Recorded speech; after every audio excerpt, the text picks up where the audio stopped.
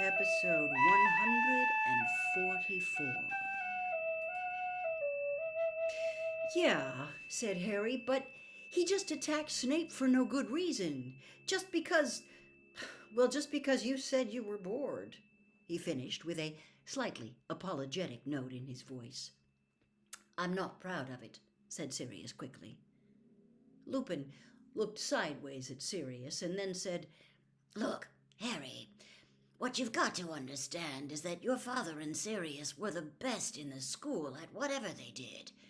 Everyone thought they were the height of cool, and if they sometimes got a bit carried away...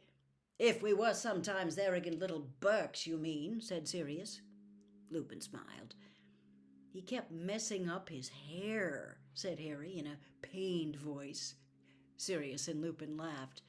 I'd forgotten he used to do that, said Sirius affectionately. Was he playing with the snitch? Said Lupin eagerly. Yeah, said Harry, watching uncomprehendingly as Sirius and Lupin beamed reminiscently. Well, I thought he was a bit of an idiot. Of course he was a bit of an idiot, said Sirius bracingly. We were all idiots. Well, not Boney so much, he said, fairly, looking at Lupin, but Lupin shook his head. Did I ever tell you to lay off, Snape? He said.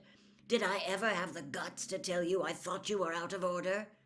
Ah, well, said Sirius, you made us feel ashamed of ourselves sometimes. That was something. And, said Harry doggedly, determined to say everything that was on his mind now he was here, he kept looking over at the girls by the lake, hoping they were watching him. Oh, well, he always made a fool of himself whenever Lily was around, said Sirius, shrugging. He couldn't stop himself showing off whenever he got near her. How come she married him? Harry asked miserably. She hated him. Nah, she didn't, said Sirius. She started going out with him in 7th year, said Lupin. Once James had deflated his head a bit. And stopped hexing people just for the fun of it, said Lupin. Even Snape? Said Harry. Well, said Lupin slowly, Snape was a special case.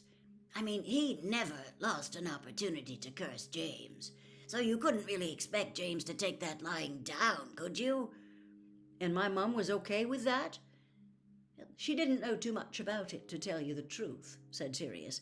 I mean, James didn't take Snape on dates with her and jinx him in front of her, did he? Sirius frowned at Harry, who was still looking unconvinced. Look, he said, your father was the best friend I ever had, and he was a good person. A lot of people are idiots at the age of 15. He grew out of it.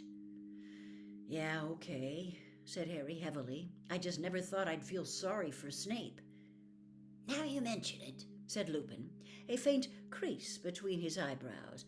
How did Snape react when he found you'd seen all this?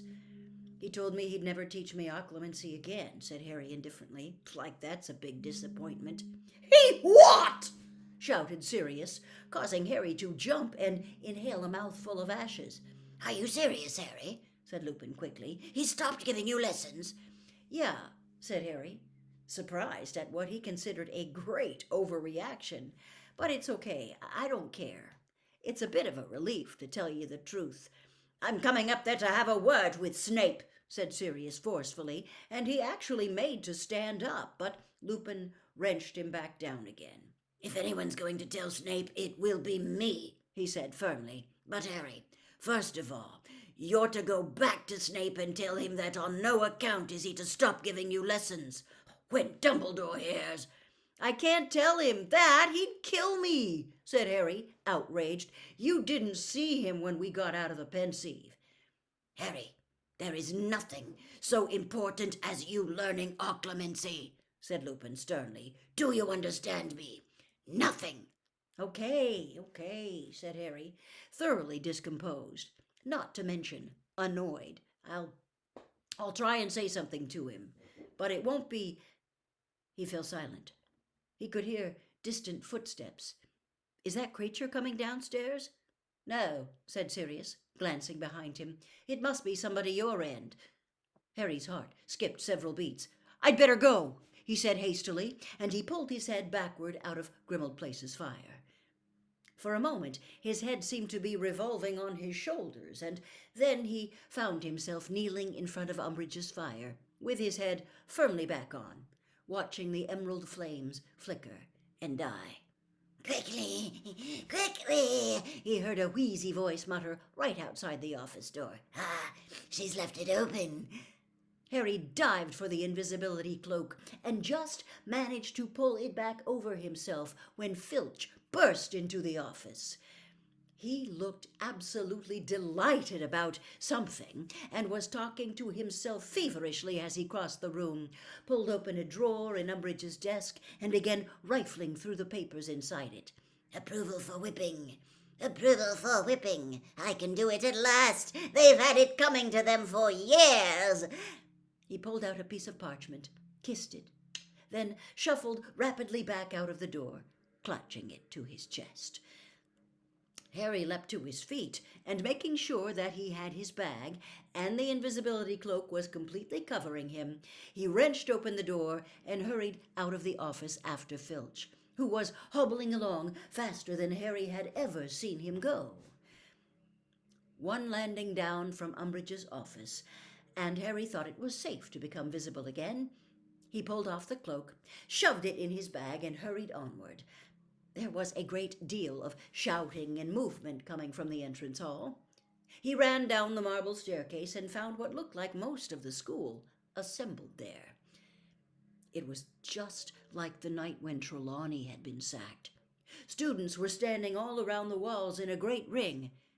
Some of them, Harry noticed, covered in a substance that looked very like stink sap. Teachers and ghosts were also in the crowd. Prominent among the onlookers were members of the inquisitorial squad, who were all looking exceptionally pleased with themselves. And Peeves, who was bobbing overhead, gazed down upon Fred and George, who stood in the middle of the floor with an unmistakable look of two people who have just been cornered. "So," said Umbridge triumphantly, whom Harry realized was standing just a few stairs in front of him, once more looking down upon her prey. "So, you think it is amusing to turn the school corridor into a swamp, do you?" "Pretty amazing," "Yeah," said Fred, looking back up at her without the slightest sign of fear. Finch elbowed his way closer to Umbridge, almost crying with happiness. "I've got the farm, headmistress," he said hoarsely, waving the piece of parchment Harry had just seen him take from her desk. "I've got the farm, and I've got the whips waiting. Oh, let me do it now." "Very good, Arcus," she said. "You two," she went on, gazing down at Fred and George, "are about to learn what happens to wrongdoers in my school." "You know what?" said Fred. "I don't think we are." He turned to his twin. "George," said Fred, "I think we've outgrown full-time education." "Yeah, "I've been feeling that way myself," said George lightly. "Time to test our talents in the real world, you reckon?" asked Fred. "Definitely," said George. And before Umbridge could say a word, they raised their wands and said together, "Accio Brooms!" Harry heard a loud crash somewhere in the distance. Looking to his left, he ducked just in time. Fred and George's broomsticks, one still trailing the heavy chain and iron peg with which Umbridge had fastened them to the wall, were hurtling along the corridor toward their owners. They turned left, streaked down the stairs, and stopped sharply in front of the twins, the chain chattering loudly on the flagged stone floor. "We won't be seeing ya," Fred told Professor Umbridge, swinging his leg over his broomstick. "Yeah, don't bother to keep in touch," said George, mounting his own. Fred looked around at the assembled students and at the silent, watchful crowd. "If anyone fancies buying a portable swamp, as demonstrated upstairs, come to number 93 Diagon Alley. Weasley's Wizard Wheezes," he said in a loud voice. "Our new premises."